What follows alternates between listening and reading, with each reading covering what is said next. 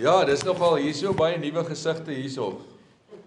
Jy weet, en dit is lekker om die ou gesigte ook te sien. Daar gaan ons. Dankie man, sommer 3. Môre, dankie. Ek sê ons het tussen deur gou met haar afsluiting op vandag. Nou. Lekker baie suiker. Is jy oké? Lekker baie suiker in. Ja, so in elk geval, behalwe vir al die nuwe, baie nuwe gesigte hier, toe ons nou ry die pad vanoggend hierso. Daar het ek nou. Okay. Toe dink ek, ja, jy weet, toe ons nou hier aankom, dit is déjà, soos ons sê déjà vu, maar dis mos 'n Franse uitdrukking daai wat beteken déjà, of wat uitgespreek word eintlik in Frans déjà vu. Dis die regte uitspraak, en dit beteken klaar gesien. Dis soos iets wat jy klaar gesien het, jy weet, so dit is 'n besonderse ervaring vir ons, 'n vreemde ervaring, 'n bietjie surrealisties om nou hier te wees, want daar het so baie water in die see geloop vandat ons hier was. En Danny, hy was 'n klein pekenien van so, hy was klas 6 gewees. Hy is nou al langer in Frankryk as wat hy in Suid-Afrika was. So, kom, staan vir Danny, of staan net op, dat die mense wat jou geken het daai tyd kan sien. Hy is besig om hemel toe te groei, hy moet een of ander tyd nou begin stop. So, hy is nou 13, hy het Oktober het hy 13 geraak, Danny. Ons het gedink om sommer vir julle, ek doen nie gewoonlik eintlik dit nie, met sulke slides en dinge nie, maar my vrou is 'n kunstenaar, vir die van julle wat nie weet nie, en sy hou daarvan om sulke goed saam te stel. So het ons gedink, dit is goed om sommer so 'n videoetjie te doen. En ek moet onthou, jy weet dat ons moet gaan vakansie hou, julle moet nog 'n bietjie vakansie hou in Desember, anders gaan ons baie lank deurgaan, soos die hele 7 jaar. Daar het so baie goed gebeur. So ons gaan probeer om nie 'n uur vir elke van die 7 jare te doen nie. En ons gaan net vir julle so 'n bietjie van 'n oorsig gee. En dan wil ek so 'n bietjie 'n paar dinge sê oor Frankryk en vir julle 'n bietjie meer vertel van ons wortels. Ons almal is nasate van die Europeërs en baie van ons is die Franse vanne. Party van ons weet nie eers regtig dat ons Franse van het nie, maar byvoorbeeld Leroux, André Leroux wat daar sit, in Frans sal hulle sê André Leroux, dis hoe jou naam van gesê word in Frankryk. Dis mos nou een van die Franse vanne, en is nasate van die Franse genote. Vir die wat nie weet nie, ons van is Tron, hulle praat in Frans van Terron. My naam is Albert Terron. En dit is Cornet Terron, maar ons sê waar Corinne, en dis hoekom as ek die mekaar raak, dis nie omdat ek 'n Franse vrou geneem het daar wat sy naam Corinne is nie, dis dieselfde vrou, maar in Frankryk noem ons haar Corinne, omdat haar naam beteken in Frans ice cream cone. Dit is Cornet, so as jy roomys koop, dan sê hulle vir jou, wil jy die bakkie hê, of wil jy Cornet hê, die cone. So toe besluit ons, jy wil nou nie ice cream cone genoem word nie, so, nee, jy weet, Corinne in Frankryk, en Danny, hy is Daniel Luc, hulle noem hom Daniel by die skool, en hy hou nie daarvan as ons voor die maats vir hom sê Danny nie, sê nie, c'est pas Danny, c'est Daniel, anyway. So, okay, kom ons trek maar gou sommer hier weg, en dan gaan ons vir julle so Corneille, gaan stop, gaan pause, en dan sal ek net so 'n bietjie iets sê, en dit sal julle net so 'n idee gee. Okay, daar stap ou Danny, daar kan julle sien hoe kort hy daar was, daar is in die eerste dorpie wat ons gebly het in Frankryk, 25 km van waar die eerste tron in die stad Nîmes, in die suide van Frankryk, was die eerste tron, Jacques Tron, wat in Suid-Afrika aangekom het. Daar was net een tron, Jacques Terron, En daai dorpie se naam is Sommier. En hierso is 'n vrou van Afrika besig gewees. Ons het daar ontmoet. Ons was so by een van hulle dienste gewees. Nogal heel wild die soos 'n Afrika, Franse Afrika gemeente het. Vreemde ervaring. Maar sy het daar apies sommer so gepreek op 'n Saterdagoggend en toe die polisie met haar kom praat daaroor. En haar baie gou stil gemaak. En haar stil gemaak. En ons is toe nou by daar, sien julle daar sit. Hier gaan ons aan, dis 'n Franse klas, toe ons begin het om Franse lesse en so te doen. Daai was ons eerste kar, want 'n mens verkoop mos alles aan die kant. En dan as jy aan die ander kant kom met jy 'n fiets en jou tasse, so ons was baie bly toe ons nie meer op fiets te ry om te gaan groceries koop nie. Ja. Hierdie was maar net om vir julle 'n idee te gee van dit is net soos 'n baie klein kykie in al die administrasie wat jy doen as jy daai kan. Dis die papierwerk. Dit het my letterlik meer as 2 jaar gevat om net ons basiese papierwerk af te haal. Frankryk het administrasie uitgevind, jy weet. Dit is administrasie. As jy enigiets wil doen in Frankryk moet hulle 'n hele boom afkap vir al die papier wat jy moet invul om iets gedoen te kry daar. Dit is verskriklik baie papierwerk. Hierdie is daai was gewees, sorry dit ek net dat dit weer vanaf wys. So hierdie was een van ons eerste Franse klasse gewees. Julle sal sien is baie immigrante wat daar sit. Okay, ek weet nie of my nou nie wil plan nie, maar daar is baie immigrante wat Frankryk en Europa toe emigreer as gevolg van oorloë en as gevolg van baie verskillende dinge wat aangaan in die wêreld. So die mense wat mense ontmoet is allerlei verskillende mense van verskillende lande. Dis nie net Franse nie, dit is magdom van kulture. Ja, daar is ons eerste kaart. Daai is dis hoe dit lyk as jy gaan na hulle binnelandse sake toe. So dis ons eerste van vele afsprake. En daar staan ons in 'n ry wat ons baie gedoen het om nou jou papiere goed te kry en dis net om ons visa te verleng. Wat hulle noem 'n verblyf, jy kry verblyfpermit. Hulle noem dit 'n carte de séjour wat ons elke jaar in die begin vernuwe het, nee. Ja, hierdie wys maar net aan die begin om te wys kyk as 'n mens praat oor jou kind wat in 'n nuwe konteks ingaan, ons kind was hier tussen baie maatjies, baie lekker verhoudinge, Christen maatjies, so hy kan myself as hy later iets wil sê, dan gaan jy oor in 'n hele nuwe kultuur waar jou kind nie een woord van daai tot ons nie een woord Frans te praat nie. Hy het geen vriende nie, geen Christen vriende is nie op die horison nie. So hierdie is maar net een van die ja, ons daai weet. Dit is 'n sleg mikrofoon, maar hy kan dan Dis okay. Ja, so hierdie was maar net een van die geleenthede waar hy 'n bietjie probeer maatjies maak het. En daar is maar net om te wys hoeveel keer ons al getrek het. Ek goed sommer so. Daar is ons tweede huisie en daar is 'n bietjie Suid-Afrikaners. Ja, ons het 'n Afrikaanse so braai gehad. Weet jy hoe lank ons toe al daar was nie? Ons gaan 'n bietjie vinnig, ja, Okay, hierdie was ons vierde huis wat ons in Frankryk gebly het van 2019 wat ons gegaan het. Kom maar net nou. So die eerste, ja, ons het in 2 plekke in Sommier gebly want wat mense wat jy besef nie is hoe ontsettend moeilik is dit om 'n plek te huur om in te bly in Frankryk. Jy kan nie as jy hulle noem ons étranger wat letterlik beteken strangers.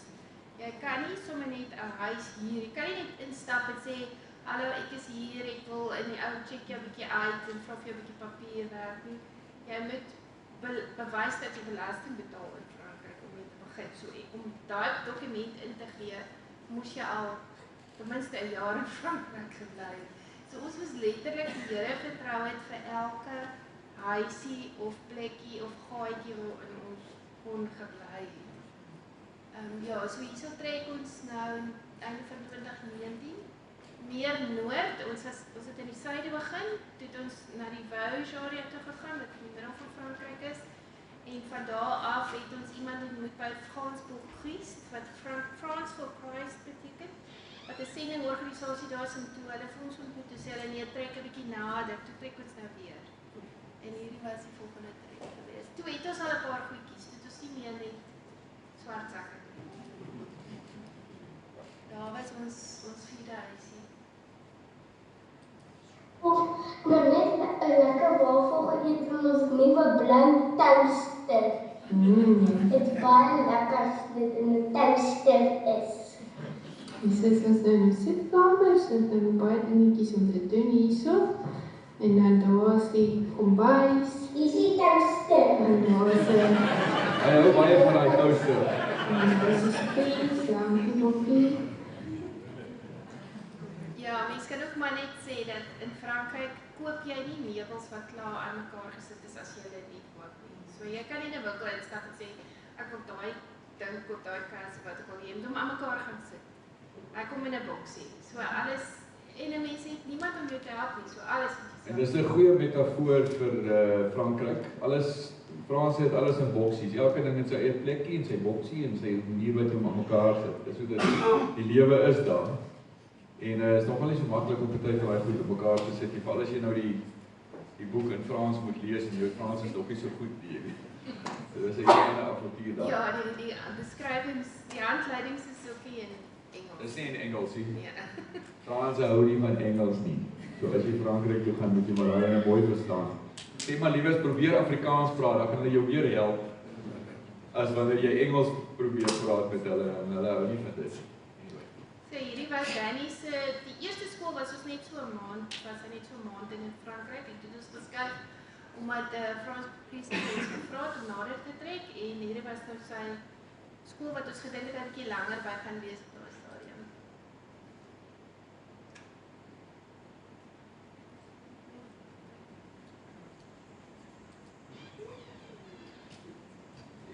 Dis ons het op 'n stadium hoeveel jaar terug nou al het ons 'n husky gekry. Dis nou die husky nou nog so 'n klein hondjie was. Dit was net nadat ons hom gekry het, baie oulike hond. Hy's nou 'n bietjie vet, so hy's omtrent so 6 keer groter as wat hy daar is. En hy is een van die grootste evangeliste in ons familie. En dit klink nou baie snaaks, maar ek het al hoeveel gesprekke met mense aangeknoop deur die hond as ek gaan stap. En net om met mense kontak te maak en te begin praat en iewers deur 'n gap te kry, is nie maklik nie. Jy kan nie net hulle check vir jou uit vir baie lank voordat hulle eers vir jou kansie gee om iets te sê. So ons hond Josh was vir my persoonlik amazing want ons het 2 honde hier gelos wat ons laat aanneem het. Maar toe ons daar kom was dit 2019 en julle weet seker wat het gebeur in 2020. En toe ons het net daar aangekom en toe slaan COVID. En ons kon nêrens gaan nie. Ons het op daai stadium letterlik soos 'n handjie vol mense geken in Frankryk. So ek weet nie dis regtig maklik om te verduidelik wat er deurgaan as jy aan die ander kant van die wêreld is en ewe skielik is daar 'n epidemie nie. Ja, maar die idee is mos nou, as 'n mens by so veral in 'n land soos Frankryk, as jy enigstens wil werk onder die mense, moet jy baie vinnig begin om te integreer met die taal en kultuur. En ons kon dit net gestop. Want 6 maande na ons daar aangekom het, toe is dit COVID.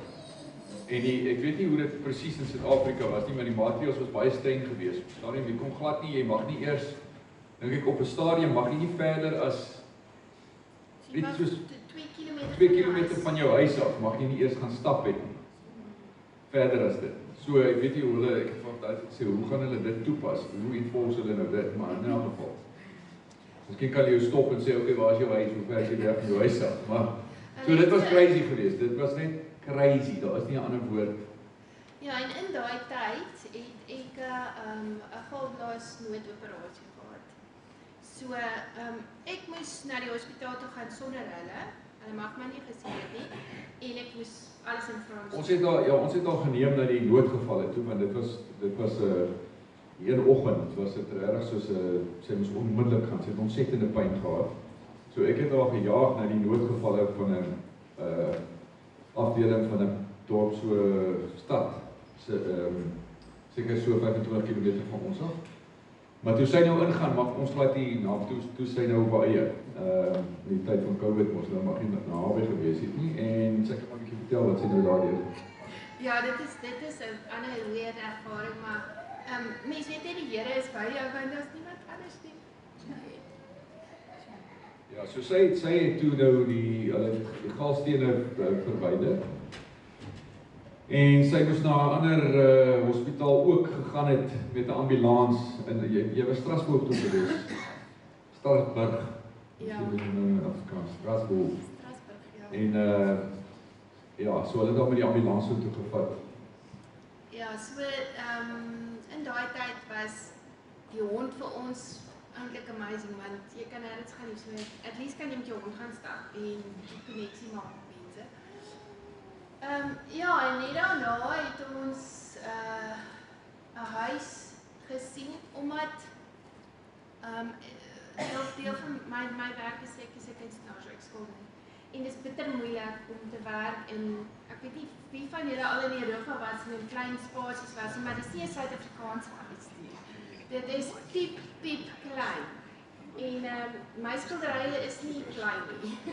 En dis my werk, so dis ook Hy sê nie hier is hier een mic gebruik. Okay. Gebruik maar liewer die mic. Okay, ja.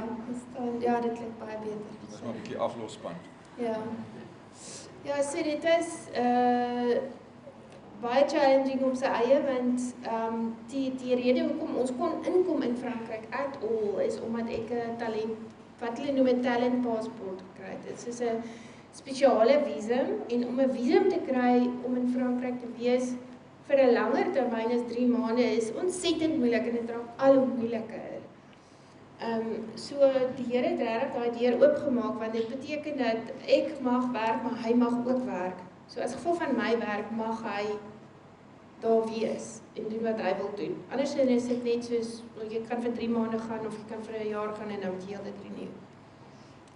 Die Here het eintlik vir ons voor ons werkers Frankryk toe verskillende maniere, ek wil op al die detail ingaan nie, baie duidelik gewys dat hy haar kuns gaan gebruik om vir ons die deure oop te maak in Europa, en dit is presies hoe dit gewerk het. Van die begin af met ons aansoek hier in Suid-Afrika al, die aanvanklike visum aansoek en so aan, en baie ander maniere het die Here begin om deure oop te maak deur haar kuns.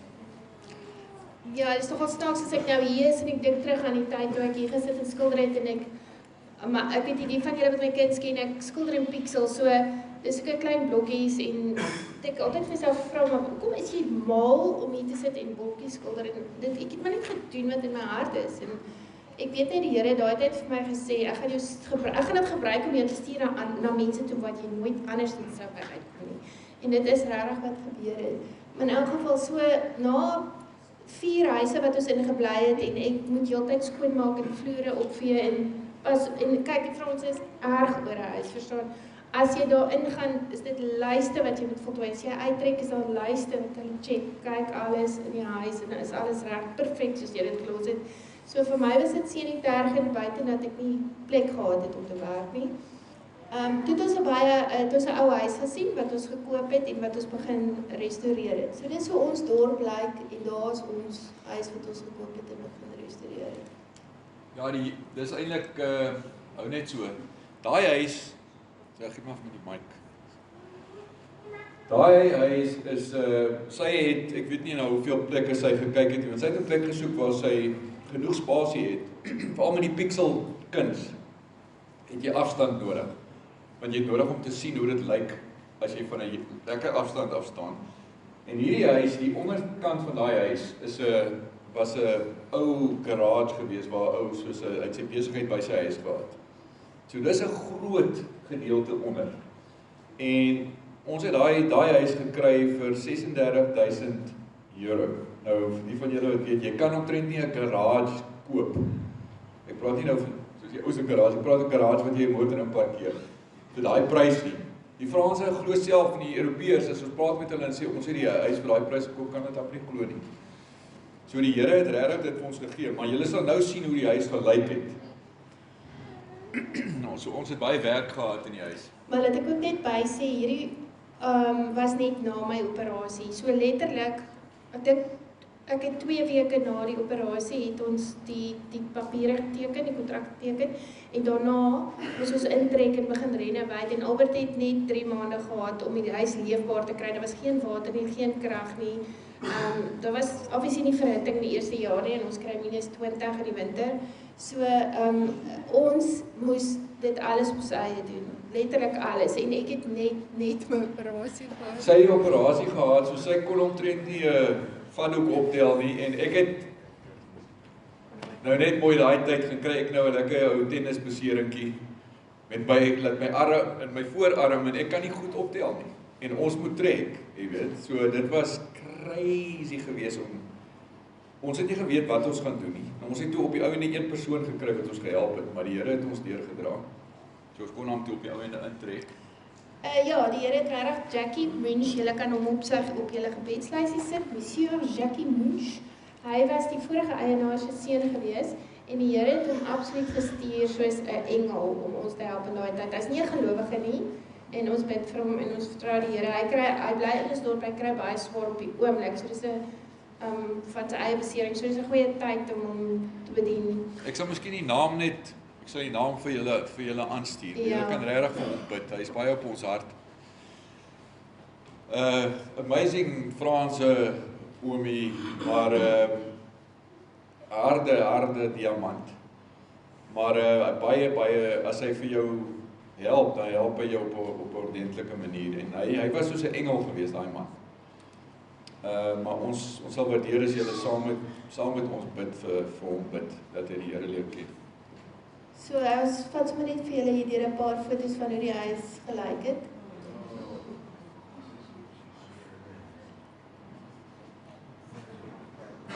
Ons Danny Boy help ook. Stop, jy gaan 'n bietjie te vinnig hou net. Is so? Okay, wag, ek pause. Ja, maar nou nie by daai fris jong man stop nie.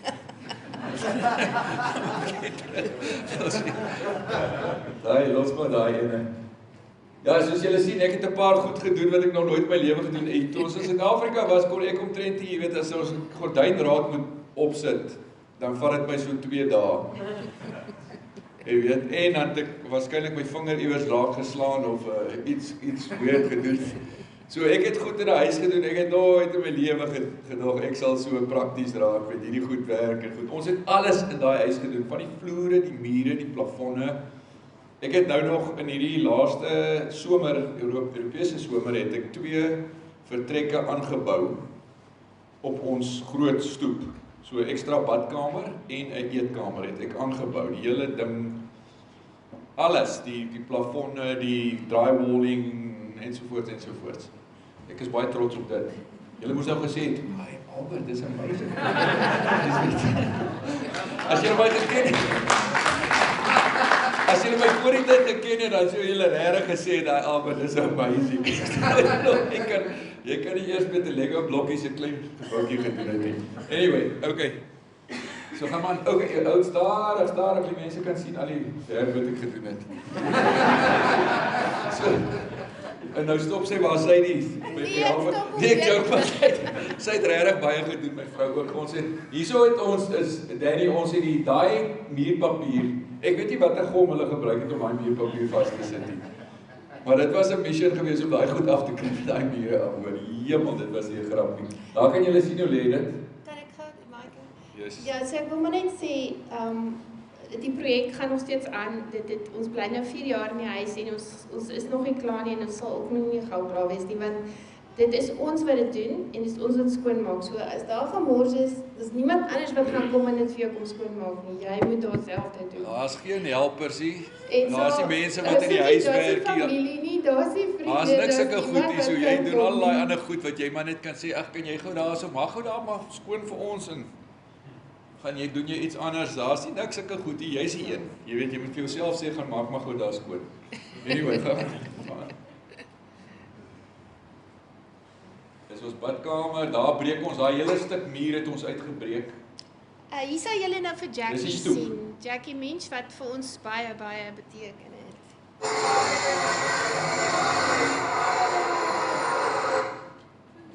Daar is onder in die studio. Okay, daar is Danny se Vierde skool. en dis daaronder staan CE2. Dit is wat standaard, dis SIP.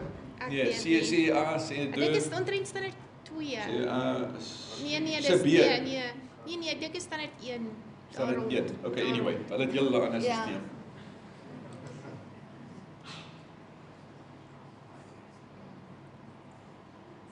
is maar net 'n bietjie van sy skool. Okay, hierdie is Spanje Bybelskool. Hoe kry sy dit reg om elke keer te stop? Weet jy hoe dit werk hier, anyway? Ek 'n bietjie vertel van Dis die van die ou. Okay, gaan wat? Dis Rio Vida, op pad Rio Vida toe. O ja, dis waar ons op pad is om ek het begin bedien by die Torchbearers International Bible Schools. En daar is so 25 van daai Bybelskole oor die wêreld en ek gaan nie vir julle daai hele storie vertel hoe ek begin bedien het daar nie. Ek het die direkteur gebel omdat die man wat begin het daai Bybelskole ek is een van die ouens wat se dagstukkies ek stuur al vir 25 jaar dagstukkies vir mense uit. 3 keer 'n week, 5 keer 'n week. 2 keer wat ek self skryf, 2 keer ander, 3 keer ander mense en een van die ouens, Major Ian Thomas, wat een van die outeurs was wat ek baie van hou. Hy het dit begin en ek het dit nie geweet nie. Ek het gesê ek gaan nie vertel hoe dit gebeur het nie, nou vertel ek vir julle, maar julle kan die kort weergawe. Okay. En in 'n geval en toe ontdek ek in Frankryk dat hulle het hierdie ou het Bybelskole begin na die Tweede Wêreldoorlog. En toe bel ek sommer die direkteur in Duitsland.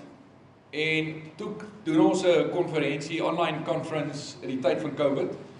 En soos ek met hom begin praat, toe sê hy vir my, maar kom bedien ek hier by die Bybelskole nie. En hier is ons op pad na Rio Vida, wat beteken rivier van lewe in Spaans. Dit is die Spaanse Torchbearers International Bible School by Alicante en dit is 'n they say on the far side of the hill. Way to where the grass is greener still. Anyway, so take me word, open your word. Paul said, you called me from my mother's womb. Before I was even born, there was, and even in my mother's womb, you created me. You were forming me, designing me in my mother's womb, spirit, soul, and body, so that I could be born and then believe in Jesus and receive the life of the Son. Because God has associated me in His Son. Does that make you excited? If you want to, I'll give you 5 seconds. So ons het 'n wonderlike tyd van bediening gehad in Spanje. En ek kan vir julle so baie vertel, ek gaan net ietsie oor dit sê, oor hoe die Here op 'n besonderse manier mense se harte aanraak. En by daai spesifieke Bybelskool ook was daar seker, by elke Bybelskool wat ek bedien het van Torchbearers nog, was daar ten minste 10 verskillende nasies van oor die wêreld se jong mense wat kom na daai Bybelskole toe. So dis 'n fantastiese geleentheid om die nasies van die wêreld te bedien en die woord van die Here te belê in mense se harte en om die seën van die Here hier in Afrika, van hoe die Here vir ons, en ek gaan net nou 'n bietjie net iets sê oor hoe geseën Suid-Afrika geestelik is. Suid-Afrikaners besef dit glad nie. Ek gaan vir julle 'n bietjie meer oor dit vertel, oor hoe dit is as jy daar in Europa rond beweeg en wat daar aangaan. Maar daai seën, om die seën van die Here wat hy hier gebring het vir ons, die geestelike rykdom te neem en te gaan bedien en in die nasies te gaan belê, so saad in mense se harte. Dit is 'n ongelooflike voorreg. In elk geval, okay, kom ons gaan aan. Hierdie was die hierdie het ons nou vir die eerste keer familie gesien nadat die grense oopgemaak het. Dit was Albert se familie wat in Londen gebly het, wat kom kuier het by ons. Julle kan sien, dit is almal ontsettend warm aangetrek, want dit is in die winter en ons huis is toe net 'n bietjie beter, maar nog nie verhitting gehad nie. So, as mens -20 het en jy het die sentrale verhitting nie, is dit koud daar binne en hulle het koud gekry. Die eerste jaar van wat hulle vir ons gesê het van die huis wat ons gekoop het, is dat die sentrale verhitting werk. Maar toe ontdek ons daai tyd, nee, hy werk nie. So die eerste jaar, -20°C, en ons het nie sentrale verhitting nie. Hallo. En ons het ook nie die double pane windows, dubbele vitrage in Frans, wat ons mos nou nie in Suid-Afrika het nie, maar daar in Europa het jy het nodig. Daai ou huis het nie ek het nou double pane windows ingesit, hierdie somer het ek op die meeste van ons vensters uitgehaal en nuwe vensters ingebou. So, maar daai tyd was dit nie daar nie, so ons het lekker koud gekry daai eerste winter. Wel die tweede winter in Frankryk. Ja, ek wil net ietsie sê oor die oorlogvoering, wat 'n mens ook nie besef nie, is as jy hier is letterlik soos 'n geestelike shield. Atmosfeer is Is 'n shield amper. As jy hier is, as jy uit hierdie shield uitgaan wat hier is, en you step into that, is dis warfare. En ons het, hierdie was maar een van vele voorbeelde waar ons dit gesien het, soos die familie het kom kerk by ons en net daarna toe kry almal COVID. Ons was veronderstel om ons familie nou lekker saam te geniet en toe is almal siek en hulle ry terug. Ons moet toe nou separate, ek bedoel ons het so uitgesien om familie te sien en toe moet ons uit mekaar gaan want ons kry toe almal COVID en hulle ry terug Londen toe en hulle het gaan deur Alstorms met sulke goed, hulle karre stukkend geslaan. Eers was dit ontsettend 'n battle vir hulle om ons uit te kom, want hulle het dit amper ook gemis. Iemand het hulle motor vasgery, 'n trok. Dit was so, hulle kon nie glo hoe hulle sukkel om by ons uit te kom. Dit is regtig soos 'n geestelike En net na oorlogvoering op 'n ander dit, vlak. toe is daar 'n vloed deur ons huis. Ja, net daar is ons, die vloed. dis die vloed wat toe deur ons huis is en al die goed wat ons gelê het op die onderste vloer is alles glad en ons is siek en ons het nog nie, gelukkig is nie heel in die winter gewees, dit was net so in die begin herfst, kyk, maar dit was nog koud geweest. My pa is toe nou 2 maande voor dit is my pa oorlede aan COVID. Suid-Afrika, ons kon nie hiernatoe kom vir die begrafnis en so voort sê hierdie. En hier kry ons die eerste familie wat fantasties vir ons is, dat ons 'n bietjie fellowship het. En ons sien so uit daarna, en hierdie dude hier, het toe nou by die skool, by een van die Franse kinders, het hy toe nou 'n lekker ou COVID vir ons gaan optel daar, en ons sit daar by 'n restaurant en eet, en hy is, ons weet mos hier kinders van hierdie ouderdom, hulle slaap nie in die middag, daar is nie so, ek nie vergeet van daai, as hulle nou 'n bietjie meer teenagers raak, dan is ons die middagslaapies, maar hy sit daar, ons sit en eet, en hy het gesê sy keel is seer die vorige aand, en ek sien hy begin dip, en my hart sink, toe ek dit sien, toe weet ek, hier is moeilikheid, die ou slaap hier die dag nie, en hy is heeltyd raak hy weg, toe sê ek vir my suster ook, en my swaar, hier is moeilikheid, kry die toets, sommer hoog joh, en toe is ons weg, toe is ons nou terug huis toe, en toe is almal siek, toe kry ons almal COVID, siek, ken niemand nie, onthou daar's nie mense wat jy kan eers bel en sê, okay, nou is ons siek, jy lê maar daar in die kouerige huis, elkeen op sy eie, soos ek sê, my pa is toe nou net oorlede 2 maande voor dit, skielik, oorlede met COVID, en al die goed, jy weet, en al die, sorry man, al die dinge wat 'n mens nou deurgaan, is alles op jou en in jou gedagtes, jy weet, en dit was regtig swaar geweest, dit was donker geweest, jy weet, en hier is ons huis gevlad, toe ons nou terugkom by die huis, met al hierdie dinge, hier is die huis gevloed, en die hele, alles is nat, en ons gooi die goed op, en dit is, jy weet, stel dit op, in elk geval, kom Ja, saam. alles wat 'n mens self gedoen het, moet jy weer opbring en uitdruk en Ja. weggooi. En dit was net voor Albert en Bodense, of by die grootste Bybelskool ons gaan bedien het in Duitsland. Toes in daai tyd, is ek toe nou, na hierdie Bybelskool in Bodensee-Hof in Duitsland, waar die grootste Torchbearers International Bible School in die wêreld is, dis die hoofkantoor van Torchbearers. En ek het oorweeg om vir hulle te sê, ek kan dit net nie doen nie, ek het net nie die kapasiteit om dit te doen nie, dit voel of ek nie eers bo of baie kan sê nie, ek is totally plat op die grond, maar ek voel die Here sê vir my krag word in swakheid volbring, ek ken daai vers baie goed, maar as jy om die vers goed te ken, is 'n ander ding as jy regtig waar nie net swak is nie, maar wat jy voel, daar is niks wat jy kan gee vir mense nie. Nou moet ek hierdie, en daar was seker, dit is soos 20 verskillende nasies, van elke, jy kan maar, van die nasies daar rondop in Oos-Europa, daar was Chinese mense gewees, Amerika, Kanada, oral, allerhande lande in Europa, Afrika, mense van verskillende lande in Afrika, ensovoorts. Australiërs, in daai Bybelskool, en groot klasse en goed wat ek nou moet gee, maar dit was een van die mees geseënde tye gewees.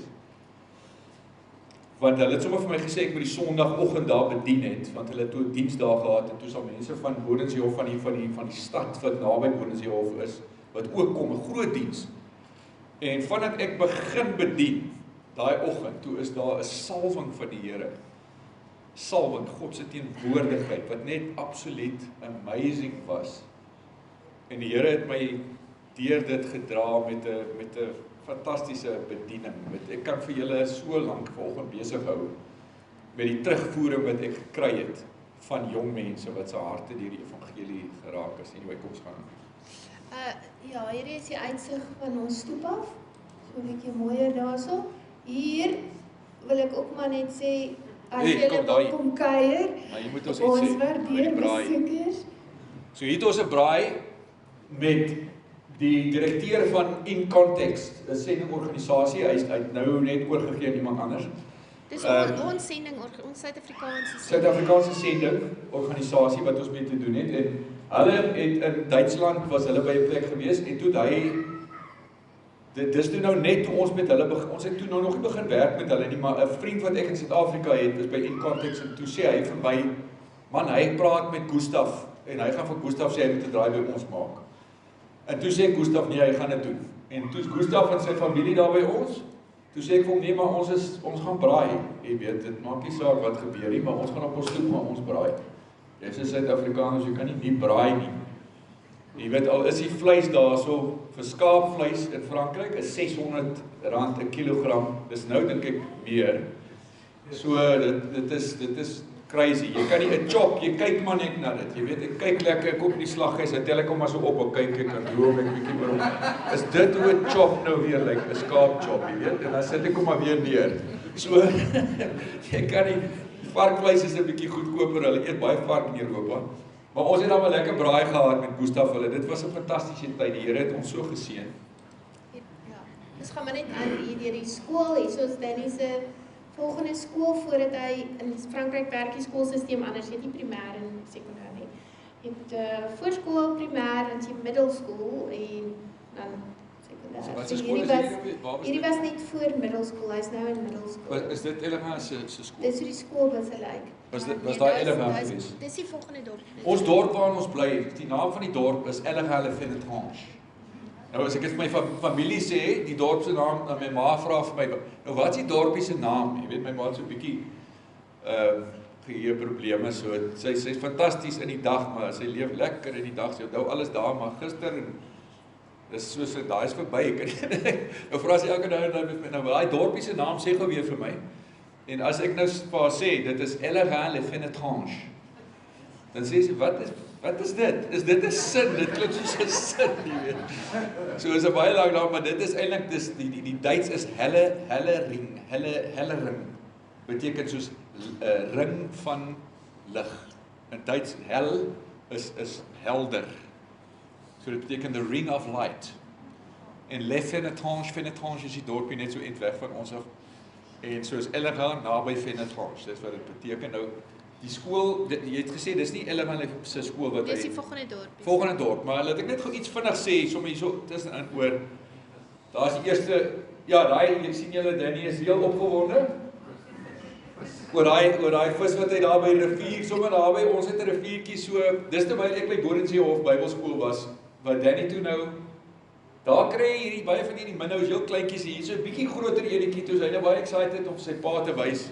Hy het so 'n bietjie groter ene daar, maar ons het al groot karp daar gesien. Hierdie is 'n visserman, vir julle van julle wat vissermanne is, julle kan met hom gesels oor visvang. Hy het allerlei soorte visstokke en hy ken knope wat ek van baie langer as hy vis, maar ek ken nie al die knope en goed en die hoeke en hy weet alles van dit af. Maar in elk geval, waar het ek myself interrupt? Nee, wat ek wou sê, doen dit gereeld, maar val in my eie rede, jy weet. Kom sal mens nou in jou eie rede inval, maar die skoolsituasie vir Danny was een van die groot uitdagings. Hy's nou in sy 6de skool, né?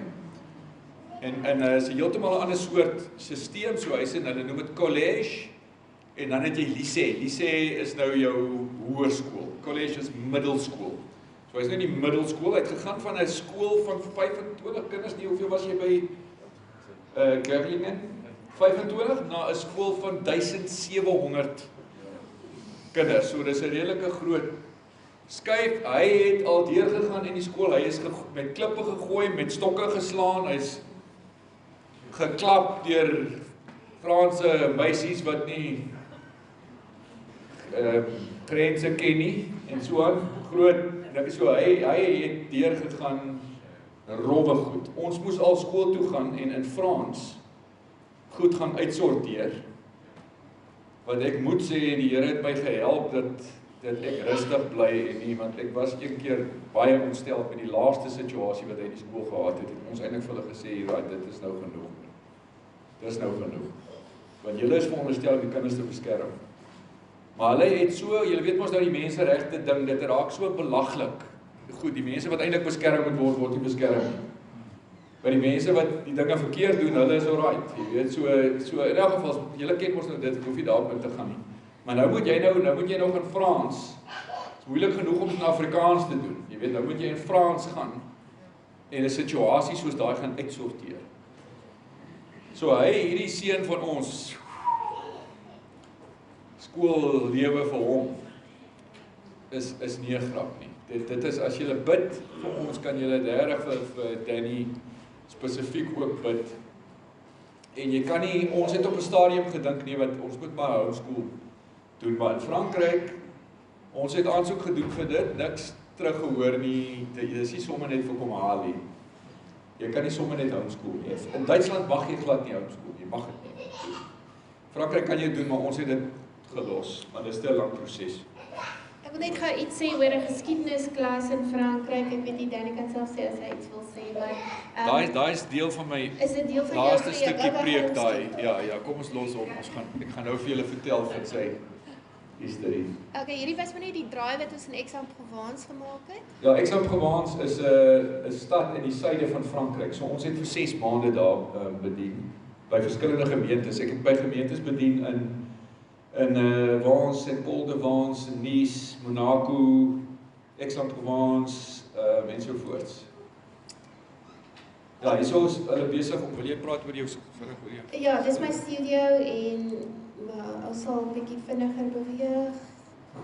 Die deel van ons werk is om te kom waar ons moet wees vir uitstallings en Albert help my gereeld.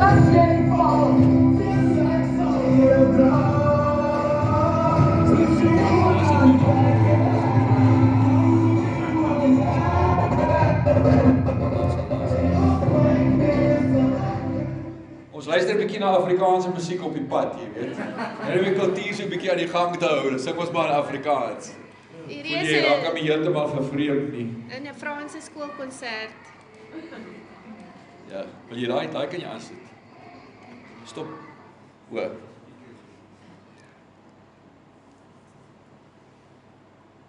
Een van Danny se skole, Hierdie was Aix-en-Provence. gemeente, ja, die gemeente in Aix-en-Provence. Ons bedien het.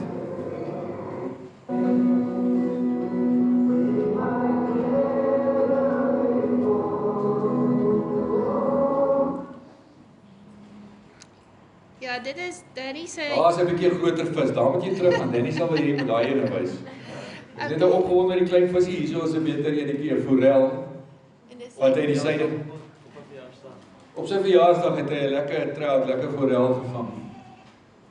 Klik dit op die lyntjie vorentoe. O, okay, Ja, ja. net daarso.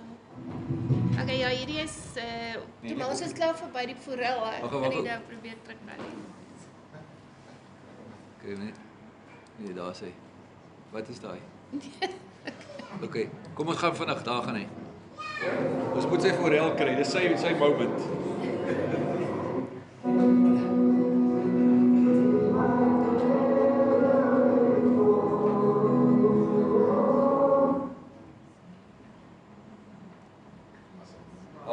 Daar is die forel. En hier is Champlain Bybelskool, dis in Frankryk.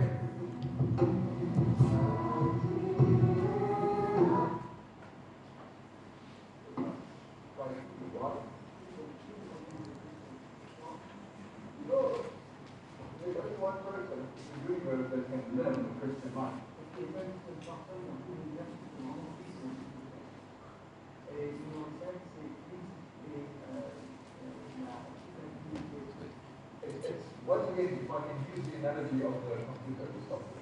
Hulle vertaal in Frans, maar julle kan nie regtig dit hoor nie. Dis okay. Hierso is die toe Albert siek was. Ja, ons was mos so 2 jaar terug in Suid-Afrika gewees, van julle het ek so vinnig gesien. So daarso het ek het 'n maagding ontwikkel en ek het 23 kg verloor in 6 maande dink ek. So ek was, soos hy liedjie sê, suddenly I'm not half the man I used to be, jy weet. Nou is ek weer terug, ek het nou so 'n bietjie, ek het so probeer gewig optel, dat ek 'n bietjie verby die merk gehardloop het. Ek het so, maar daai tyd, ja, was ek maar 'n bietjie siekerig. Anyway.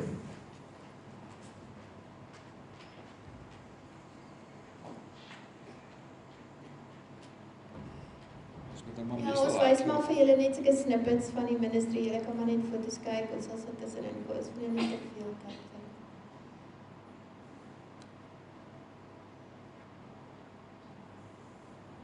Ja, laat ek net iets sê. Oei. Dis 'n Franse skoolkonsert.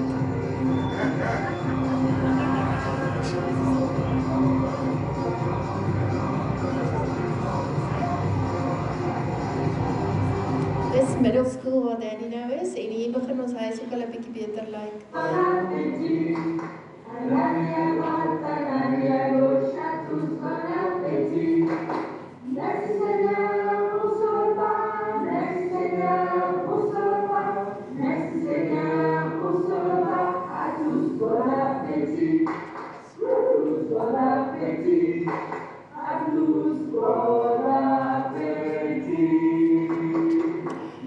Dis WEC, dis ons familie in Frankryk. Dis 'n Franse sendingorganisasie en dis ons Amerikaanse vriende.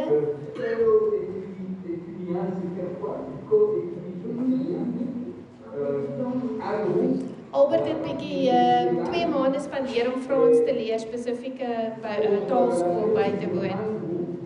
Ja, so hierso het hulle my af. Ek het eers geweet hulle neem my toe nou daar af. Terwyl ek bietjie konsert hou. Die van julle wat my ken, Sakkies altyd gesê Albert hou weer konsert. Ek sou 'n bietjie konsert hou daarso.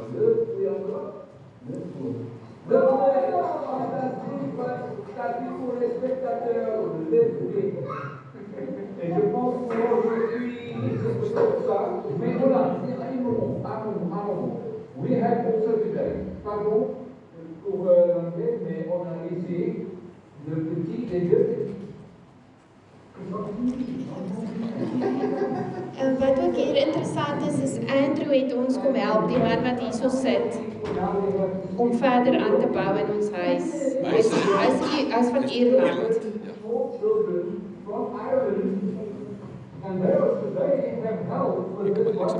Ja, ons kan maar so 'n bietjie uitgaan.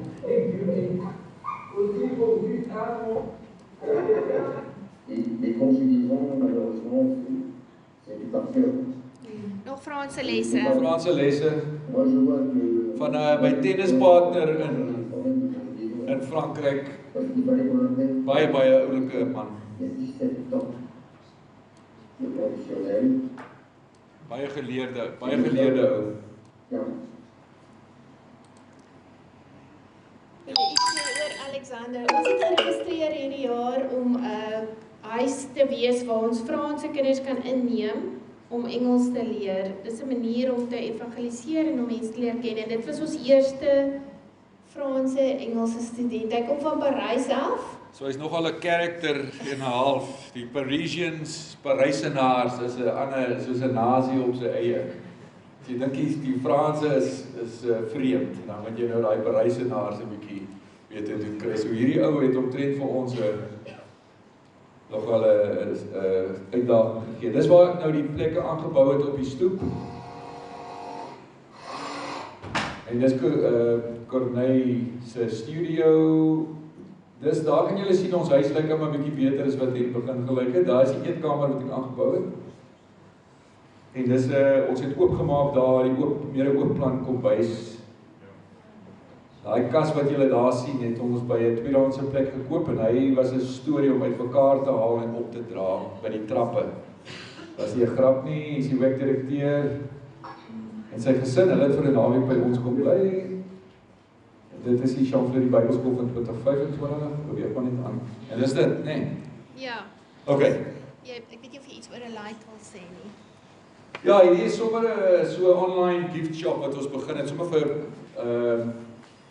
die plan is om volgende jaar wil ek, as die Here wil, begin saam met WEC. WEC staan vir World Evangelization for Christ. Ek weet nie of van julle miskien weet van hulle nie, is 'n organisasie internasionaal wat deur City Stad begin as die cricketspeler, teen 'n cricketspeler van Engeland. En ons oorweeg om saam met WEC, ons besig om te bid daaroor, om dat ek self 'n Bybelskool begin, 'n 2 maande kursus wat meer bekostigbaar is, want die Torchbearers International Bybelskole dis nie goedkoop nie. So ons wil 'n Bybelskool begin wat meer bekostigbaar is. En hierdie projek, dit is goed, verskillende produkte wat ons by Shopify as 'n print on demand winkel wat mense kan bestel en wat jy logos en goed sit op bekers en kersse en t-shirts en sovoorts en sovoorts. So sommer 'n besigheidjie wat ons nou so 'n maand terug begin het, so is nou net aan die gang. Wil jy nog iets oor dit gesê het? Ja. Ek dink 'n groot deel van ons hart is ook om daar te wees, want as jy hier in Suid-Afrika is en jy toegang tot baie geestelike hulpbronne, mense wat jou kan ondersteun, is een ding, maar as jy daar is, daar's baie expats, mense van Amerika en veral ook Suid-Afrikaners wat in ons area van Europa woon, en ons wil soort van 'n huis vir hulle gee waarheen hulle kan kom en tyd spandeer in die woord ook. So dit sal 'n internasionale basis wees, maar die online winkel is veronderstel om nie net vir ons finansies te genereer nie, want dit is 'n ding. Ek bedoel om ons te onderhou, daar moet ek permanent werk en skildery, en ek het nie eintlik enigiets anders wat ek kan by betrokke raak, want ek het letterlik nie tyd nie. So vir my om 'n bietjie my hande los te maak, moet ons op 'n ander manier ook 'n inkomste genereer. So ons het nou die winkel aan die gang gesit, maar dis 'n regte gebedsaak, want ons wil ook kinders of studente wat die Bybelskool wil kom bywoon, maar dit kan bekostig nie, wil ons graag vir hulle borg as ons genoeg geld kan verdien. So dit, as julle wil weet hoe julle betrokke kan wees, dit is 'n manier om vir mense te vertel van die winkel. As jy vriende het in Amerika, familie of iemand wat oor see is, vertel vir hulle van dit, vertel vir hulle van die Bybelskool. Ons eerste voorlopige datum is in einde Maart, en dan wil ons in 2 maande skool doen in die somer. Okay, so ek gaan vir julle, laat ek net gehoor, as Bou, hoeveel tyd het ek nog? Ek wil nie te lank aangaan. Dis nou 25 voor 11. Hoe laat maak jy om 11 is kant op trend, nee. Okay, so ek gaan kyk of ek die Boeing kan land. 25 minute. Van julle wat my ken sal weet, dis 'n gebedsaak, maar ons gaan probeer. So baie dinge wat ek eintlik graag met julle sal wil deel. Maar laat ek net iets sê oor die skool. Ek het nou 'n bietjie vir julle vertel van die wedervarings van Danny, en dis maar net 'n klein deeltjie van wat hy alles deurgegaan het. Want julle moet nou onthou dat hy gaan in sy 3de taal gaan hy nou skool. Hy praat eintlik nogal vir 'n Afrikaner, praat die man heel goed Engels. So dit Engels is sy 2de taal. Hy het by Peppa Pig het hy Engels geleer die maar sal weet van daai program, so hy doen dit. Hy het sommer eendag hier begin Engels praat. Ons gedink het, maar wie het vir die kind Engels geleer? Ons praat nie Engels in die huis nie, so kom ek agter, maar hy is nogal vlot in Engels. En so Frans is sy 3de taal, Duits is sy 4de taal, want in ons area, ons bly op die grens van Duitsland, en dit was op 'n stadium al, die hele streek word genoem Alsace. Van die van julle wat dit ken, jy ken dit, daai area. En so, dit was Duitsland gewees. In die Tweede Wêreldoorlog, toe gaan dit terug na Frankryk, toe so wat dekades lank was dit eintlik Duitsland gewees. Dis hoekom ons dorp se naam is Hellering. En nou sê die Franse ons nou Hellering, want hulle sê nie H, in Frans spreek jy nie 'n H uit nie. Maar in elk geval, so wat wil ek nou gesê, wat was my so baie goed wat ek wil vertel. Danny het in sy derde taal moet hy al sy vakke doen. Dis nie net asof hy Frans as 'n vak het nie. Hy moet al sy klasse doen hy in Frans. So dit is 'n ontsettende uitdaging. En dan het hy nog 1 jaar wat hy skool gegaan het in ons, die klein skooltjie in ons dorp, was daar, wat jy mos maar altyd sal kry in jou skoolloopbaan, iewers het jy juffrou Rottenmeier wat jy raakloop. Julle onthou van Heidi?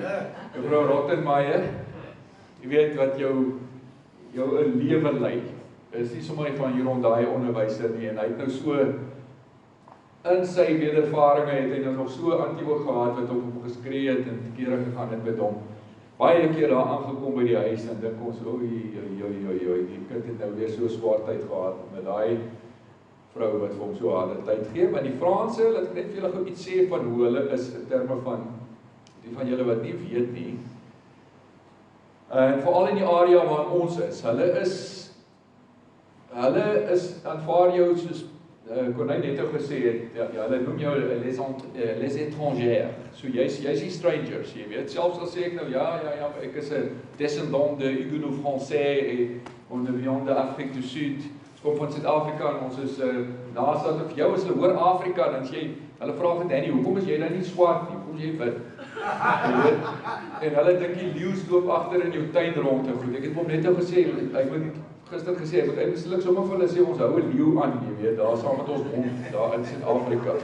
Want hulle is nie 'n klou nie, en hulle aanvaar nie vir jou nie, hulle is, dit is nie, daar's nie vriendelikheid nie, dit is vir my so, wanneer ons gister geland het, ek het met hoeveel mense van ons geland het, gepraat in die winkels en goed, gister weer hierso, sommer hier by die petrolstasie, praat ek met hulle, en hulle die smiles en die goed, en jy gesels, daar is nie seker goed in Frankryk nie, dis net, hulle is vriendelik, tot 'n mate, maar jy sal nou nie dit beskryf as vriendelik, as jy hulle sien. Dis maar net wat ek vir jou sê, bonjour, merci beaucoup, bonjour nie. Dankie, goeie dag vir jou. Bonjour nie. En bonjour, dit sal hulle nou sê, maar dis net bonjour. Dis nie, daar's niks smile by nie. En hulle, as jy smile, dan dink hulle, wat gaan met jou aan, wat wil jy hê? Jy weet? In fact, ons het 'n oomie in ons dorp. Ons dorpie het 'n baie lang naam, as 'n baie min mense, is 'n klein dorp. Daar's net 200 mense in ons dorp. En ons het bure, die een oom, hy bly so, ek kan met 'n klip tot in sy hart gooi. En ons noem hom oom Kwaaikie. Hy weet dit nie, en ons kan voor hom sê, hier is oom Kwaaikie, hy sal niks weet nie. So dis nogal lekker, daai deel. Maar daai oom, het ek letterlik, as ek nou vir jou, ek jok nie, ek gaan nie oordryf nie. Ek het hom seker 90 keer gegroet, voor hy my terug gegroet het. En die groet wat ek teruggekry het na 90 keer, was dat hy my existence erken het. Dat ek actually nie een of ander springkaan is, wat voor hom oor die gras gehol spring het. Of so iets. Die groet was so, die eerste keer na 90 keer, toe kry ek hierdie. Ek jok nie, oom Kwaaikie. Ek het hom gegroet met 'n Suid-Afrikaanse smile, 90 keer. As ek hom sien, dan ry met sy trekker af verby, daar's nie bakkies in Frankryk, by the way. Omtrent nie, jy kry nie bakkies, dit is een van die vreemdste goed. Die mense ry met trekkers en goed rond. Die ouens wat, hulle ry trekker, oral die ouens met hulle trekkers en goed, sien jy, daar gaan 'n trekker. En as hulle goed wil vervoer, dan vervoer hulle dit met die trekker. En gewoonlik as sê die Franse ou, en dan sit sy vrou daar so op so 'n ander stoeltjie, en dan kyk sy wat aangaan, en wys vir die mense, kom maar verby. Dis hoe dit werk, dit is baie vreemd. Maar in elk geval, nou kom oom Kwaaikie, dan ry ek verby hom, sê ek van bonjour, so bonjour, en dan kyk hy my so. Net so, hy kyk my reg. Ja, bonjour, wel, ek moet eintlik dit gesê, bonjour oom Kwaaikie, hoe gaan dit vanoggend? Moet ek sommer Afrikaans gegooi het. Maar ek dink jy weet jy, hy sal waarskynlik dink jy's nou besig om lelik te praat van hom, weet jy wat dan gaan uitkom nie. Maar hulle was rof met ons gewees, selfs ons bure wat net oorkant ons bly, het toe ons by die huis moes hulle ons wat meer die munisipale water en goed oopmaak daar, en hulle het dit actually teëgestaan. Hulle het probeer dit stop, dat die munisipaliteit van die dorp, dat hulle nie dit vir ons doen.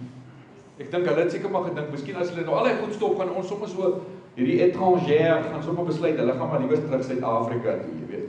So dis nou dit is wat jy daar het, dis die gesindhede, en dan praat ons nie eers van die taal nie, want met taal is hulle, selfs in die gemeentes, dit was een van die moeilikste goed vir my gewees, om te verstaan dat mense, met die gemeentes wat ons die begin daarmee begin werk het, dat die Franse selfs in die gemeentes, dat nou praat jy Frans, en ons al drie is geseën, deur die Here se genade is ons Franse aksent is goed.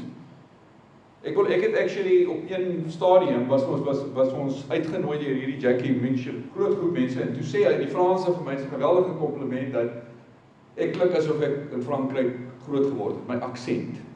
So die aksentdeel is nie so 'n probleem nie, maar in die begin sukkel jy mos nou, die Franse uitspraak is, julle weet seker, dis nie maklik nie. Jy weet, dis baie moeilik om daai goed reg uit te spreek, maar vir ons is dit nou wel so, ons is gewoond aan, hoe sê julle croissant, wat noem julle dit? Hoe sê julle dit nou? Croissant of wat ook al. Nou die Franse woord is croissant. So ons is nou so gewoond, ons praat van 'n croissant. Croissant, s'il vous plaît, oui. Jy weet, et cetera. Maar Oui, verstaan. Oui, verstaan julle, nee. So dit is, maar jy kan ook nie as jy toilet toe wil gaan, daar vir hulle sê oui. Dit sal nie daai verstaan nie, maar anyway, so, maar in die begin terug by die gemeentes, dit was vir ons baie moeilik geweest, nee, om dit was regtig vir my moeilik geweest om te dink dat mense, dis nou jou Christen familie. Jy weet, en dat hulle nie vir 'n mens 'n bietjie grace gee nie, maar dit was amper soos as jy nou perfekte Frans kan praat, dan kan jy nou eintlik iets in die gemeente begin sê, maar voor dan moet jy maar liewers maar stil bly. Jy weet, maak nie eintlik verskriklik saak wat jou storie is, waar jy vandaan kom nie. Dit is nou hoe dit is. En Albert, hoekom is daar so baie vlugtelinge wat toegelaat word? Wel, dis mos baie die Europese die probleem. Jy sukkel om in te kom in die vlugtelingkamp net. Wel, dit is die storie. Dit is wat vreemd is en onthou, ek wil baie van julle wat hier sit ook, as jy nou net praat van Franse bloed, jy is waarskynlik, ons bloedlyne is Frans, my ma is Jordan, dis Jourdain, my ouma was Duplessis. Jy weet so, ek het Duplessis, Terron, Jourdain, Rousseau, dis Rousseau, en so voort, jy weet. En Corinne is haar nooiens van is Nortier, haar ouma aan haar ma se kant is ook Duplessis gewees en so voort. So ons het Franse bloedlyne. So eintlik moet ek kan gaan, ek moet amper vir hulle sê, luister, ek kan bewys dit. Want die enigste ekstante brief wat hierdie familie geskryf is in Frankryk, wat agtergebly het, is geskryf deur Jacques Tron se pa, het vir hom 'n brief geskryf en dit is in die Genote Museum in Franshoek. Is dit in plastiek, die oorspronklike brief, plus 'n vertaling in Afrikaans en in Engels. Die eerste keer toe ek dit lees, toe drup my trane op daai ding, want dit het gelees soos Paulus wat 'n brief skryf, die goed wat sy pa vir hom geskryf het. So vir my is dit nie moeilik om te bewys dat my oorsate, want dit is in die Franse neem, en ek is 'n lifelong member van die Franse Genote organisasie in Suid-Afrika van in Franshoek.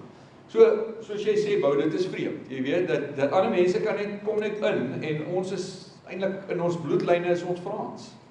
Maar dat 'n mens nou deur daai hele proses en moeilikheid en so aan moet gaan. Maar in elk geval, terug na die situasie in Frankryk. So, ons het nou nie baie tyd hier. Ek gaan net vir julle vinnig net 'n idee gee van, want ons verstaan nie, ons Suid-Afrikaners verstaan nie dit nie, en julle weet nie hoe geseënd ons is met wat in ons land aangaan, in terme van Christendom.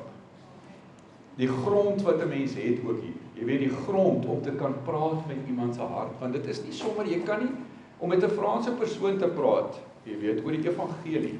Maar ek het vir Corneille reg in die begin gesê, hoorie, ons moet nie dink dat ons enige impak gaan hê hier, voor jy ten minste 5 jaar hier was, gaan jy geen impak hê nie. En as ek daai tyd het gegee, sê ek gesê, nee, jy seker 7-8 jaar, voor jy regtig 'n impak kan begin hê. Jy weet, jy moet so begin integreer in die taal en kultuur en sovoorts, die mense leer ken en weet, hoe moet jy met hulle praat. Maar gelukkig het die Here hierdie Bybelskole oopgemaak vir my, waar ek kon sekere, byvoorbeeld, van die Bybelskool in Champfleury, waar ek gereeld elke jaar bedien, is daar altyd klomp Franse studente. En daar kon ek met jong Franse mense werk, wat oop is om te ontvang van die Here. En van hulle is ek nou nog in kontak mee, en van hulle het WhatsApp groepe van honderde, groot WhatsApp groepe, mense wat 'n impak het in Frankryk. En ek kon hulle bedien op 'n manier met die evangelie wat iets wakker gemaak het in hulle. Die lewe van Christus, die sentraliteit van Christus, die lewe van Christus in ons. En vir my altyd die bediening is wat ek soek, is daai brandende hart van Lukas 24, was ons harte nie brandende in ons toe hy met ons gepraat het op die pad nie. Want jy weet, wat in iemand se hart begin brand, dan begin die woord vir hom gryp. En wat ek altyd sê in daai Bybelskole, eers vat jy die woord en vat die woord jou. So ek begin altyd so by die Bybelskool en Torchbearers, ek sê vir hulle, jy vat die woord. Jy moet die dissipline hê. Jy begin met dissipline, dat jy daai woord vat. En jy begin jouself fokus, en jy sê, Here, ek gaan fokus op u woord, tot u woord my vat. Want dan hardloop ek nie meer met die woord nie, die woord hardloop met my. En dit is die grootste, vir my, die grootste blessing is, wanneer jy sien, van daai studente, en ek kan sien, dan gebeur iets, ek bedien die woord, en ek sien, dan hier gebeur nou iets. Terwyl jy praat, kan jy sien in iemand se oë, daar's iets besig om te gebeur, die saad van God se woord, het iemand gevat nou. En jy sien, dat hier begin hierdie persoon hardloop, want nou weet jy, dis disipelskap, daar is disipelskap. In Handelinge het hulle gesê, toe sê hulle vir Petrus, nou moet julle ophou praat in hierdie naam, stop nou dit, want julle is besig om oral, dit is soos Griekse woord beteken amper, jy skinder die evangelie, dis soos skinder, jy kan nie ophou praat daaroor nie. Toe sê hulle, hou nou op, toe sê Petrus vir my, ons kan nie ophou nie. Dis my parafrase, dis wat hy eintlik gesê het. Sê, ons kan nie, julle moet besluit of dit reg is, om nie God gehoorsaam te wees, maar vir ons kan nie help om te praat van wat ons gesien en gehoor het nie. En hy het nie gepraat van duty nie, hy het gepraat van delight.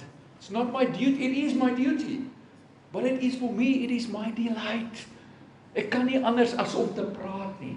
En om te sien hoe die Here die woord van God iemand se hart so vat. Maar net om julle 'n beter prentjie te gee van wat aangaan in Europa, in die kultuur. Net om julle 'n idee te gee. Hulle het 'n konsep wat hulle noem laïcité. En laïcité beteken die skeiding tussen die staat en die kerk. Wat in 1905 het hulle dit vasgemaak omdat daar soveel godsdienstoorloë in Frankryk was. En dis hoekom die Hugenote natuurlik ook in 1688 uit Frankryk uit is. En van ons, party van julle weet ons daai die storie vertel. Ek dink daar was 4 skepe gewees wat hulle het dink ek van Frankryk af Holland toe gegaan, van Holland af Suid-Afrika toe. En op die een skip was daar dieselfde skip, was daar Du Plessis, Northuur en Tromp was op dieselfde skip gewees. Haar voorsate aan haar pa se kant, ons albei se voorsate aan ons ouma se kant Du Plessis en die Tromp, Jacques Tromp was op dieselfde skip gewees. So soveel jare later trou ons met mekaar. 10 jaar gelede neem ons vir Danny aan en ek doen navorsing oor sy bloedlyne en aan sy biologiese ma se kant is 'n De Villiers. De Villiers, De Villiers. En die De Villiers, Villon, sorry, De Villiers is die vrou wat Jacques Tromp mee getrou het. De Villiers. Maar aan sy kant Villon is die pionier Franse Hugenoot wat 2 jaar voor dit in 1686 het sy familie, sy voorsate aangekom in Frankryk en nou stuur die Here hom terug saam met ons. En ons neem hierdie kind deur God se voorbeskikking aan wat daai selfde geskiedenis het terug te gaan in Frankryk die evangelie te bring. Maar kom ek vertel julle gou vinnig van laïcité. Die godsdienstoorloë, ons was by die museum gewees, hulle noem dit die Musée des Déserts, die woestynmuseum in die suide van Frankryk in die Cevennes gebergtes. Nou in die Cevennes gebergtes, daai gedeelte terwyl hulle die Rooms-Katolieke persecution, wat is die Afrikaanse woord, vervolging was, het hulle in klowe, dis letterlik soos in Hebreërs 11 se laaste gedeelte, hulle het in gate in die grond gebly, die wêreld was hulle nie waardig nie, daai mense, hulle het in die grotte en goed, daar's grotte daar, wat jy dan toe kan stap, dan wys hulle vir jou waar die hugenote saam in verskillende plekke bymekaar gekom, daar was 'n herlewing gewees, 'n herlewing in die tyd van vervolging, het die Here gewerk onder daai mense. En in daai museum het hy sê, ek het gepraat met die vrou, ons het 'n 2 ure lesing gekry. Dit was verskriklik. Jy kan nie jouself indink, dit was die langste vervolging was baie langer as enige ander land in die wêreld in Frankryk. Die Franse vat nie nonsens nie. As hulle met jou verskil, dan is dit oorlog. En dis hoe dit was vir ek weet nie, iets soos 180 jaar in Frankryk. Dit was daai land. Ek het die man wat julle net nou gesien het, sy naam is ook Daniel Wust, wat ek met tennis speel. Hy's 'n baie daai ou ken die geskiedenis. Hy is soos 'n lopende ensiklopedie. Hy ken die geskiedenis ontsettend goed. En hy het vir my detail gegee van wat gebeur het in die Franse geskiedenis. Hy sê die grootste fout wat die Franse ooit gemaak het, was die mense wat om die beste mense, menslik gesproke in terme van intelligente mense wat die land se roem van die mense is uit die land uit, is weg uit die land uit. En van hulle is klomp van hulle natuurlik in Suid-Afrika ingekom. En hier sit, hoeveel mense het Franse vanne hierso? Kyk al die Franse vanne om jou. Né? Mense wat jou familie is uitgejaag uit Frankryk uit. En daai ou ken dit, hy het vir my meer as een keer al gesê. Hy het vir my gesê Albert, sê le premier erreur, die grootste fout. Hy sê dit het Frankryk geknak. Frankryk sou 'n ander land gewees het as daai mense agtergebly het. Hulle het gejaag, hulle beste mense uit hulle land uitgejaag. Dis die Rooms-Katolieke. Die Rooms-Katolieke. En by the way, nou in ons dorpie bly ons aan die een kant sit die Rooms-Katolieke kerkgebou en aan die ander kant ons is in die middel tussen die protestantse kerkgebou daar en die Rooms-Katolieke. Dis nogal 'n heel snaakse ironie vir ons. Wat jy sê? Ja, Laicité, terug by Laicité. Sy hou my op die pad, die vrou altyd. Kom nou maar terug, jy het alweer jou eie rede geval. So, vanaf. Maar Laicité beteken dat die Franse het besluit op 'n stadium, as ons nie hier gaan die lyn trek en sê, hier's nou separation between state and religion, dan gaan ons gaan weer hierdie oorloë hê, so dis nou klaar. Nou is ons klaar, ons meng nie meer die ding nie. Daar is, dis nou wat ons maar sal sê, is godsdienstvryheid, right? So elke ou jy word nie vervolg nie, jy kan nou glo maar wat jy glo as jy wil. Maar die probleem is hier, luister hierdie ene. In hierdie land van Laicité, skryf die kind 'n toets in histoire géographie. Hulle het 'n vak wat hulle noem histoire géographie. Jy kan seker hoor wat dit is, history geography. So dit is een vak op sy in die college op hierdie stadium. So geskiedenis en aardrykskunde. En hy skryf 'n toets. Nou hoeveel maande terug was dit? 6 maande. Laas jaar. Skryf hy die toets. En hulle vra vir hom die volgende vraag. Jy moet my nou help met van die vraag. Glo jy dat daar 'n opperwese is wat geskep het? Die aarde en mense en so. Glo jy dit? Ja of nee? Daar's nie 'n ander keuse verduideliking nie. Ja. Waar of vals? Hy sê waar. Glo jy dit? Glo jy dat jy met hierdie wese kan praat? Waar of vals? Glo jy dat hierdie wese met jou kan kommunikeer? Waar of vals? Wat was daar nog? Was daar nog? Is die Bybel 'n mite en stories en goedjies of is dit die woord van God? Waar of vals? Waar? Hy kry 0 vir die toets omdat hy al daai goed het hy gesê hy glo aan dit, hy kry 0. Luister hier nee, hy kry 0. Volpunte dan.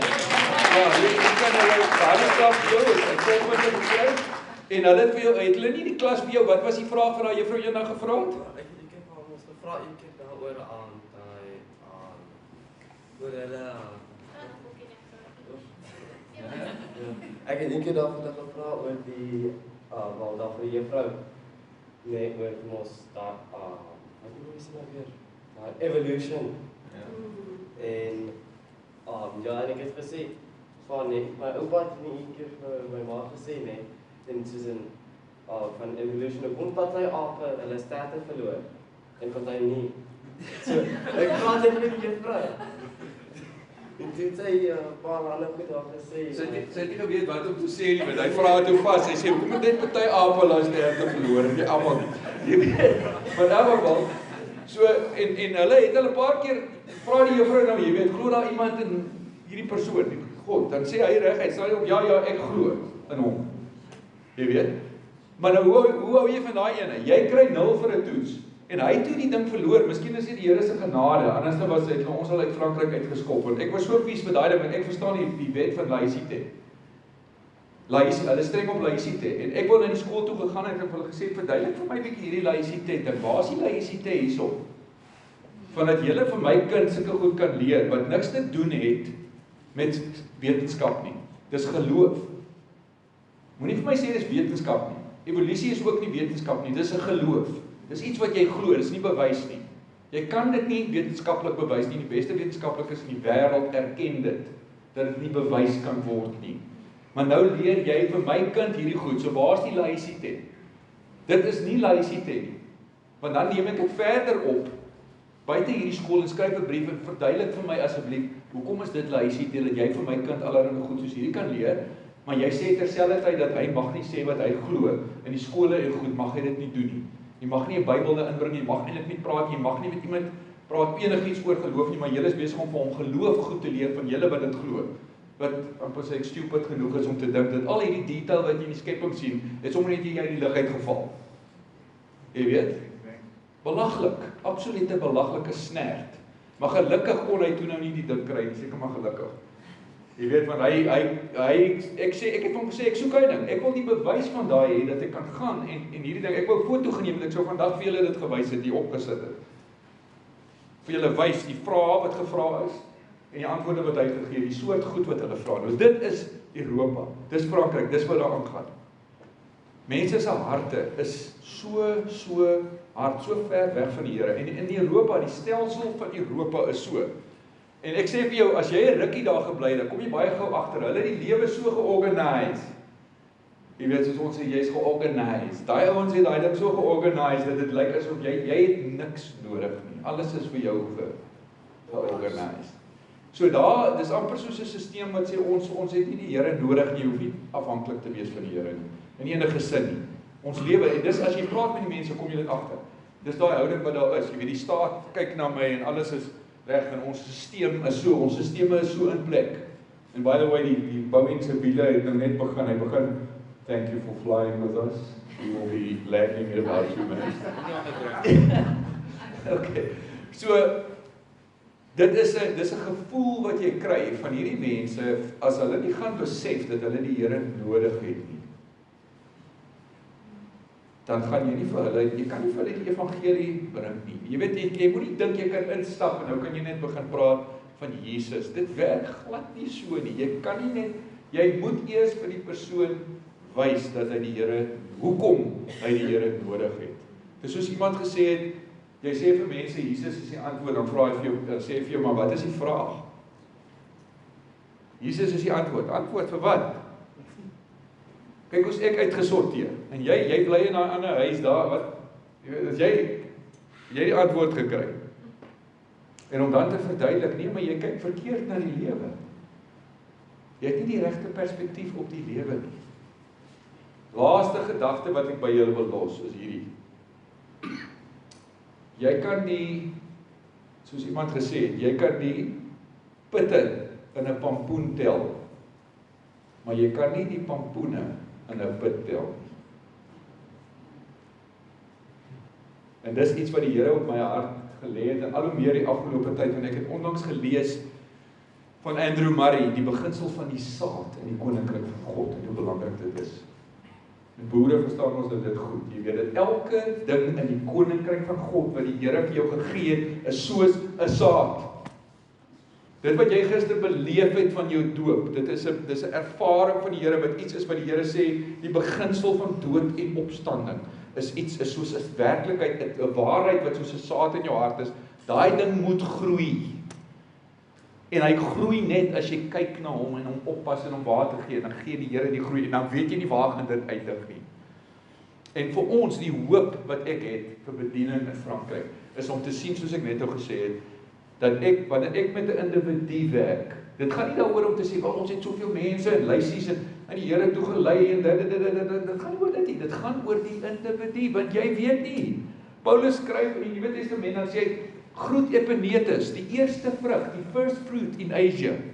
Ek weet nie of julle dit al opgetel het, julle dit opgetel, iewers aan Romeine 16, dink ek, dan sê hy, groet een van die mense wat hy sê, greet Epenetus, the first fruits to Asia. So met ander woorde, Paulus het 'n hele region in een persoon. So dis soos, daai ou was die eerste vrug wat die Here gegee het. En van hom af begin dit versprei. So een mens, een gemeente, een huishouding is soos 'n saad. En jy weet nie waar dit gaan eindig. Laaste gedagte, Spurgeon, C.H. Spurgeon. Meeste van julle weet wie is C.H. Spurgeon, hè? Hy is genoem die prins van predikers. Hy is in die Guinness Book of Records, ek reg verstaan, vir die meeste intellectual property. Wat iemand, met ander woorde, hy het so baie gepreek, dit is, as jy het oorsit in print, dan sit die Encyclopedia Britannica, al sy preke. En hy was 'n jong man gewees van omtrent 16 jaar oud, struggling, besig om die Here, groot geword in Christendom, maar hy het nie die evangelie verstaan nie. En hy stap op 'n koue aand in Europa, stap hy in die sneeu, in Engeland, stap hy huis toe. En hy 'n klein methodiste kerkgebouetjie, hoor hy, daar is iets in die gang, en ek glip gou daarin, is koud. En hy dog, ek gaan maar gou daar sit omtrent so 8 mense op die koue aand. Die prediker van die gemeente is nie daar nie, is 'n diaken wat sommer daar so waarneem en hy begin net so basies sy evangelie boodskap gee uit Jesaja wat sê, look to the Lord and live. En daai ou kyk vir Spurgeon. Hy kyk so vir hom op 'n stadium en hy sê vir hom, look to the Lord and live. Ja, man. Look to him and live. Dis al, dis nie daai woord wat in Spurgeon se hart val, wat jy weet hierdie evangelie, dis nie so complicated soos ek dit maak nie. Ek moet kyk na Jesus en lewe van hom kry, want ek het dit nodig. Ek het nie in myself die lewe nie. En Spurgeon kom tot bekering en daai diaken weet nie dat daai saad, daai bamboepit word 'n oes van miljoene mense in die koninkryk van God. Miljoene. So jy weet nie as jy met mense werk, wat 'n impak. Wat het net gepraat van die eenvoud van 'n getuienis. Van 'n getuienis. Jy weet nie wat 'n impak dit op mense kan hê nie. En jy weet nie met wie jy werk nie. Jy weet nie of daai ou die groei wat die Here uit daai persoon se lewe bring, wat 'n magtige oes dit in die koninkryk van God kan wees nie. Amen. Amen. Boeing se wiele is op die baie dankie julle. Hallo. Kort my en Danny wil julle ook so mee kom staan van nie. Maar ek dink die eerste ding wat ek wil as gou wat ek wil sê, wat eerste wil sê is ons het nie 'n idee nie. Ons in ons gemak het nie 'n idee nie. As jy nog nie uit jou comfortzone uit was en dit sê in jou skuldig gelaat voel nie. As jy nog uit jou comfortzone uit was in 'n plek waar jy totaal afhanklik van die Here is, tussen mense wat al het jy hoeveel Franse agtergrond vir jou sien as 'n buitestander en die status teen jou en alles teen jou, het jy nie idee nie. En definitief nie van -20 in die winter nie. So ons, as ons nie 'n idee het nie, dan tree ons in vir hulle wat 'n idee het. Wat hulle comfort zones en hulle gemak in hierdie land verlaat het om die stem van die Here te gehoorsaam in die vreemde. En om daar te gaan sit en met mense wat hulle skel en stokke slaan, 6 skole later, nog steeds daar is wat hulle sê, die Here het ons geroep, en daarom bly ons aanhou doen wat hy gesê het, te midde van die vervolging. Ek sal nooit vergeet, ek vra vir 'n sendeling, nie vir 'n sending, ek vra vir 'n prediker in Sirië, wat kom preek in Suid-Afrika, ek vra vir hom, wat beteken vervolging? Hy sê, weet jy wat ek bedoel? Wat bedoel ek? Ek sê, julle word vervolg. Hy sê, wil jy vir my sê, jy word nie vervolg nie. Hy vra vir my 'n teenvraag. Ek sê vir hom, nie wel, daar word nie ons geskiet nie, ons verloor nie ons kop in Suid-Afrika nie. Hy sê, as jy nie vervolg word, jy weet niemand jy glo nie. Hy sê, jou vervolging lyk anders as myne. By hulle val daar 160 mortiere 'n week in 'n 5 km radius van sy kerk af. Hy sê, hy het al so gewoond geraak daaraan, dat hulle kinders bly nie meer in die huis, hulle speel cricket in die strate, want of hy nou binne in die huis gaan is, en of hy die cricket is, of in die kerk gaan is, as die mortier val die mortier. Dit is een van die dinge. Maar hulle leef een dag op 'n slag voluit vir Christus. En hulle groet mekaar elke dag. Want ek kan jou miskien nie vanmiddag sien, hy is dalk weg. En ek dink iets van dit hoor ek by julle. En albei as ek vir jou kyk en ek sien trane in jou oë, dan sien ek die passie vir die evangelie en daai wat die woord het jou gevat. Die woord het julle gevat. En daarom kan julle dit wat na julle kant toe kom vat, omdat die woord met julle besig is, en dat die Here julle onderhou, en mag hy werklik vir julle nog verder onderhou, en mag daai pampoenpytjies, dalk enetjie by jou in die skool, Danny. Daar's enetjie. Hy het al ouetjie na die Here toe gelei in skool. Prys die Here. En dalk een skillery wat by iemand uitkom, wat iets sien wat anders is, dalk een persoon in 'n Bybelskool, iewers gaan die pampoene weer terugkom, dat Frankryk weer kan herlewing hê, soos wat uit Frankryk het dit soveel herlewing oor die res van die wêreld versprei. En daar is niks oor nie. En die Here stuur julle terug, wat ook 'n offspring, julle is eintlik pampoenpitte, wat daar vanaf kom. Die oes kom weer terug. Die oes kom weer terug. En die oes staan ryp en mag die oes lieflik inkom een op 'n slag en mag die Here wonderlike dinge doen. En nou het ons almal gesigte om te sit by die stories wat ons hoor en vir wie ons bid op 'n Sondag of ons die ding uitgaan om te bid. So steek vir my julle hande na hulle. Here, ons kom na U toe in die naam bo alle name.